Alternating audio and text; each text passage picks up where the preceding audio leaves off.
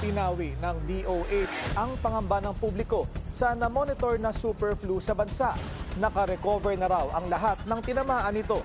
Yan ang agenda report ni Pierre Pastor. Wala raw dapat ikabahala sa super flu o subclade K flu variant na nadetect kamakailan sa Pilipinas. Ayon sa DOH, 63 super flu cases ang naitala ng ahensya mula January to December 27, 2025.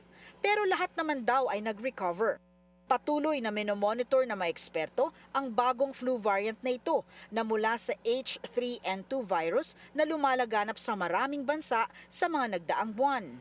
Nang pumasok ang taglamig sa Pilipinas noong Nobyembre at throughout the holiday season, marami ang nagkaubo at sipon na matagal gumaling. Ayon sa DOH, makatutulong ang flu vaccine para makaiwas sa paglala o pagkakaospital at sa mga komplikasyon.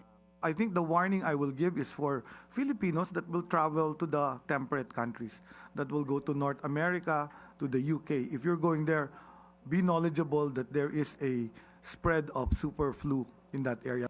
Para sa mga babiyahe, 2025-2026 Northern Hemisphere flu vaccine daw ang dapat ipabakuna.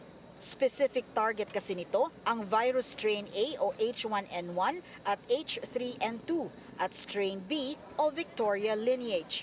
Para sa agenda, Pierre Pastor, Billionaire News Channel. Manatiling nakatutok sa Billionaire News Channel, sumubaybay sa aming social media accounts at mag-subscribe sa aming YouTube channel para sa mga eksklusibong balita at storya.